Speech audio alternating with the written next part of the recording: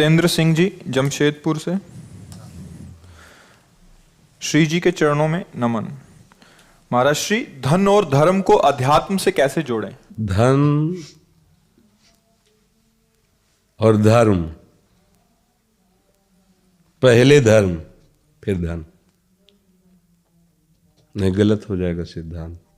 अगर आप पहले में धन रखेंगे तो अधर्म से भी कमाया जा सकता है, पाप से भी कमाया जा सकता है, गंदे आचरणों से भी कमाया, हिंसा करके भी कमाया जा सकता है, और फिर उससे धर्म हो ही नहीं सकता। ये भ्रम है जिनको ऐसा लगता हो कि गंदा आचरण, हिंसा और दुराचार करके धन कमाएं, उससे हम धर्म कर देंगे और दुर्गति होगी।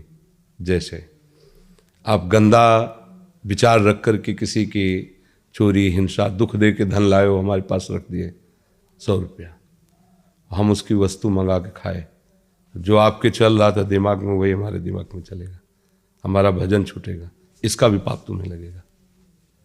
वो तो पाप करके लाए ही हो, तुमने सोचा धर्म में 100 रुपये लगा दिए, हमारी बात बन गई। नहीं, एक एकांतिक भजन करने वाले को जाकर विक्षेप पहुंचा, इसका भी पाप लगेगा आपको, इसका भी दर्द। ये लोग नहीं जानते हैं, वो सोचते हैं कि गंदे आचरण करके कमाओ साधु महात्मा, या कहीं दान पुण्य कर दो, उसका कुछ हिस्सा गया और ये शेष पवित्र हो गया। तो पहले बात तो प्रश्न में सुधार कि धन और धर्म नहीं, धर्म और धन है, क्योंकि सिद्धांत ये 4 पुरुषार्थ हैं, धर्म, अर्थ, काम, मोक्ष। धर्म और मोक्ष के बीच में दोनों को रखा गया है। अर्थ माने धन और काम माने कामनाओं की पूर्ति। धर्म के द्वारा कमाए हुए धन से अपनी उन कामनाओं की पूर्ति करो जिनका लक्ष्य मोक्ष हो। मोक्ष माने भगवत प्राप्ति, सार्थक हो जाएगा।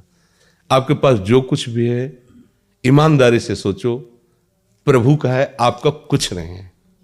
आपका ये रूप, आपकी सामर्थ्य, आपकी बुद्धि, ये आपकी रचना नहीं है, आपकी है वो आपकी, इसमें किसी में नहीं। तो एक बाल भी जो गिरने वाला है हम उसे नहीं रोक पाएंगे, एक बाल भी।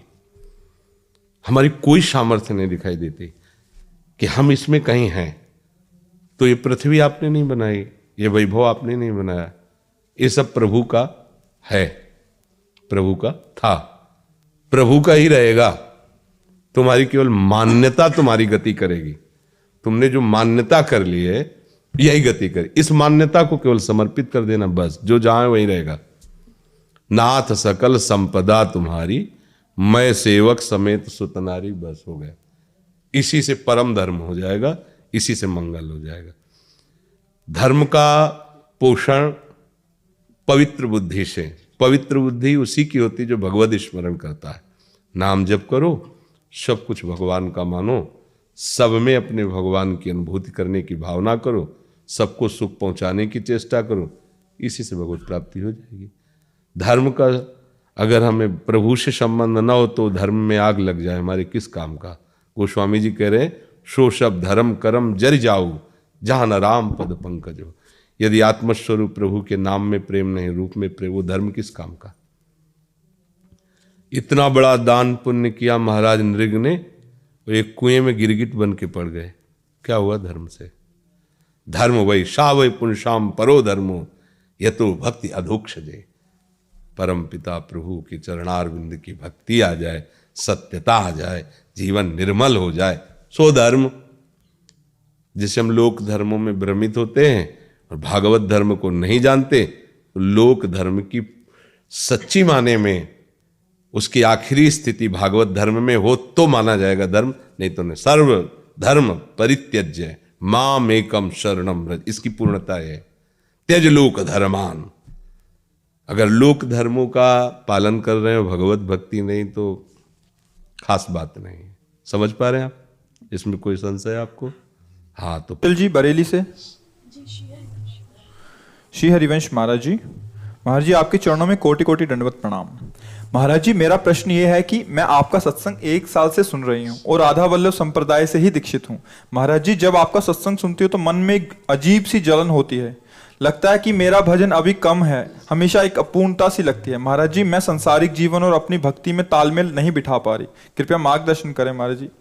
नहीं, ये बात सत्संग से मन में आना कि हमारा भजन अपूर्ण है, मतलब जैसा होना चाहिए वैसा नहीं होता है, तो अच्छी बात है। भजन का अभिमान नहीं होना चाहिए। और भजन तभी सार्थक है जब भजन की इतनी भूख बढ़ जाए कि हर समय भजन करने पर भी भजन के लिए रोना है, तब माना जाएगा कि हाँ भजन ठीक हो रहा है। और सांसारिक कार्यक्रम के तालमेल में कोई समस्या नहीं, क्योंकि जो भी क्रियाएं हैं, जो भी चेष्टाएं हैं, वो सब प्रभु के लिए हैं। घर गृहस्थी ये सब प्रभु का भाव करके जो भी बनाना है, सेवा है, पति पुत्र आदि की सब, ये प्रभु को भाव से अर्पित कर दो। ये सब सेवा ही है, ये सब भजन ही है। उसमें अगर अलगावपन रखोगे कि संसार की क्रिया अलग, प्रभु की अलग, तो फिर अभी भक्ति में समझ ठीक नहीं हुई। ये संपूर्ण सृष्टि भगवान की बनाई हुई है, संपूर्ण सृष्टि भगवान बने हुए हैं। ये बात हमको आखिरी में समझ में आ जाएगी, पर हम शुरुआत यहाँ से मान करके करें कि जो भी हमें वस्तु मिली है, हमारे परिवार के जन हैं, हमें इनकी सेवा करके अपने प्रभु को प्रसन्न करना है, अपने प्रियालाल को प्रसन्न करना है। ये सेवा प्रभु के चरणों में अर्पित कर, कोई परेशानी नहीं। जैसे हम छवि को भगवान मान के सेवा करते हैं, ऐसे पति को मान करके, पुत्र में भगवत भाव करके, अतिथि में भगवत भाव करके, अपने सास ससुर में भगवत भाव करके यदि हम ऐसी सेवा करेंगे तो प्रभु हम पर प्रसन्न हो जाएंगे। क्योंकि सबके हृदय मंदिर पर भगवान बैठे हुए हैं, प्रभु बैठे हुए हैं। तो ऐसा कुछ अलगाव तो मुझे लग नहीं रहा। चाहे जितना संसार का कठिन कार्य हो, गला काटने से ज़्यादा तो कोई कठिन कार्य है नहीं। और भगवान उसके लिए आदेश कर रहे हैं अर्जुन जी को, मां मनुष्मर युद्ध च। युद्ध में कोई फूल थोड़ी चढ़ाया जाता है, बाणों से तलवार से गले ही काटे जाते हैं। वहाँ भी भगवत स्मरण हो सकता है।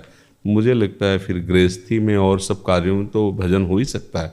जब युद्ध करना, भगवान की आज्ञा का पालन करना भजन माना जाएगा, तो आपका हल जोतना, नौकरी करना, व्यापार करना, बस उसे भगवत भाव में ले आइए। धर्म विरुद्ध आचरण ना कीजिए, तो वही धर्माचरण आपकी भक्ति बन जाएगा। और धर्म विरुद्ध आचरण करे तो फिर दिखावा कुछ भी भक्ति। भगवान ऐसे नहीं प्रसन्न, वो सत्य हैं, वो सत्य को जानते हैं। आप जहाँ हो अपने धर्म से चलो तो सब बात बन जाएगी।